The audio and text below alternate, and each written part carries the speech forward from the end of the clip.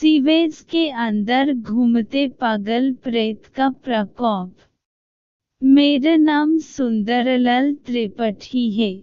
मैं एक ज़माने में साड़ी की दुकान पर काम करता था, लेकिन आज निवृत्त जीवन बीत रहा हूँ। मेरे 2 बेटे हैं, वही घर का खर्च संभालते हैं। बचपन से ही मुझे खेल कूद का बड़ा शौक रहा है, इसीलिए जवानी के दिनों में भी गली के बच्चों के साथ बच्चे बनकर कभी क्रिकेट तो कभी गुल्ली डंडा खेलता रहता था। आज मैं उस खौफनाक घटना की बात बताने जा रहा हूँ, जिसके कारण कई बच्चों की अकाल मृत्यु हुई है। चौकड़ी वाला सीवेज हमेशा से ही भूतिया अड्डा रहा है। बदकिस्मती से मोहल्ले का वह एकलौता चौड़ा इलाका था, जहाँ बच्चे खेल कूद कर सकते थे। कांच सोम साड़ी वाला की दुकान पर मेरी नई नौकरी लगी थी।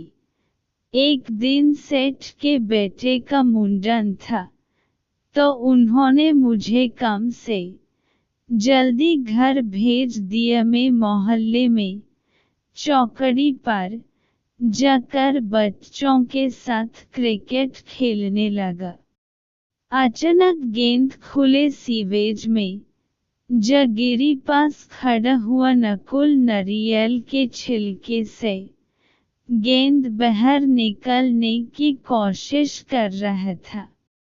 तभी उस खुली गटर में तेज हलचल मची। नकुल बड़ी तेजी से वहां से दूर हट गया। सारे बच्चे मस्ती में थे। एक के बाद एक सभी लड़के उस गटर में बड़े बड़े पत्थर फटकारने लगे। मुझे कुछ ठीक नहीं लग रहा था। मैंने सारे बच्चों को सीवेज से दूर किया। उसके बाद मेरी नज़र सीवेज के भूरे पानी पर पड़ी। तब मुझे ऐसा लगा कि पानी के भीतर एक पीली आंखों वाली विकलित आकृति छुपी थी, और वहां से सिर फाड़ देने वाली बदबू आ रही थी। वह एहसास दिल दहला देने वाला था। थोड़ी देर हुई तो हम सब घर चले गए।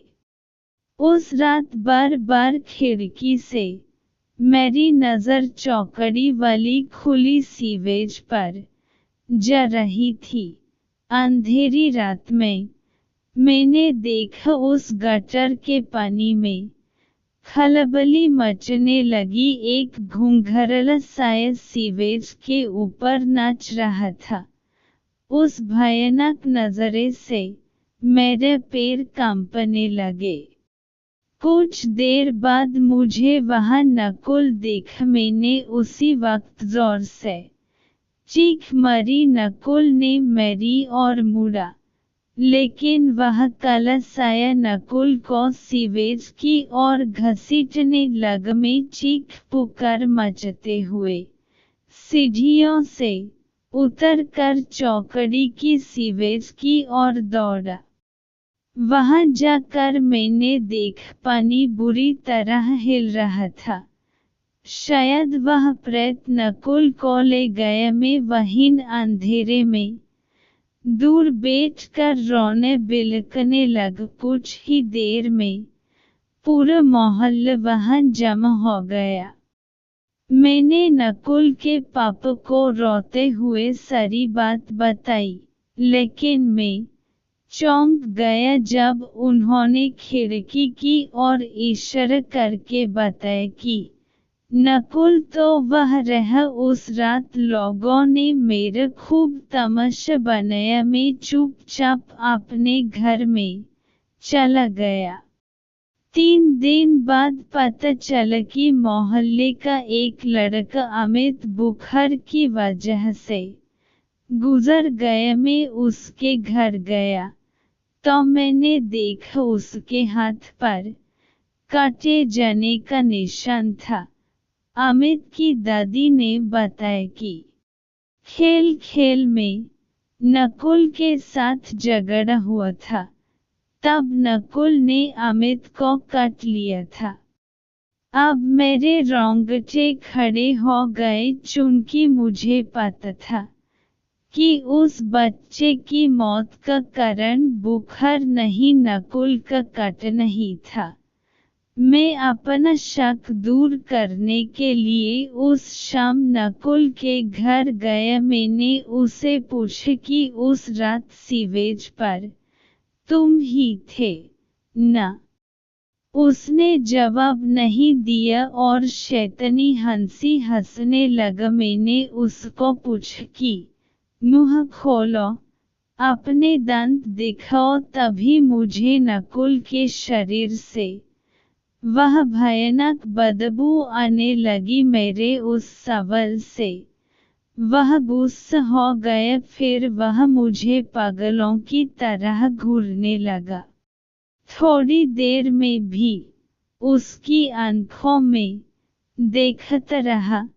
तब मुझे उसकी आंखों में वही पीली चमक नजर आई जो सीवेज के अंदर उभरी विकृत आकृति में दिखी थी। मेरे रोंगटे खड़े हो गए। मैं नकुल के पास से दूर चला गया। मैंने पूरी बात नकुल के माता पिता को समझने की कोशिश की, लेकिन वह सब मुझसे ही झगड़ा करने लगे। इस घटना के बाद मैंने वह मोहल्ला छोड़ दिया, लेकिन उसी अरसे में वहां रहने वाले 3 से 4 बच्चों की रहस्यमयी मृत्यु की खबरें आई। मेरे उस सवाल से वह गुस्सा हो गया। फिर वह मुझे पागलों की तरह घूरने लगा। थोड़ी देर में भी उसकी आंखों में देखता रहा।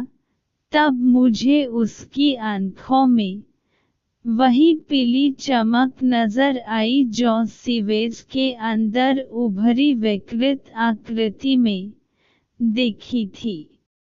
मेरे रोंगटे खड़े हो गए। मैं नकुल के पास से दूर चला गया। मैंने पूरी बात नकुल के माता पिता को समझने की कोशिश की, लेकिन वह सब मुझसे ही झगड़ा करने लगे। इस घटना के बाद मैंने वह मोहल्ला छोड़ दिया, लेकिन उसी अरसे में वहां रहने वाले 3 से 4 बच्चों की रहस्यमयी मृत्यु की खबरें आई। मोहल्ले में नकुल का नाम बार बार उस प्रेत के साथ जोड़ा जा रहा था, इसलिए उसके माता पिता नकुल को लेकर शहर छोड़ गए। बाद में पता चला कि नकुल बिना बताए कहीं चला गया है। उसके माता पिता भले ही अपने बच्चे को लापता समझे, लेकिन मेरा दिल कहता है कि वह सीवेज वाले प्रेत की बलि चढ़ गया होगा।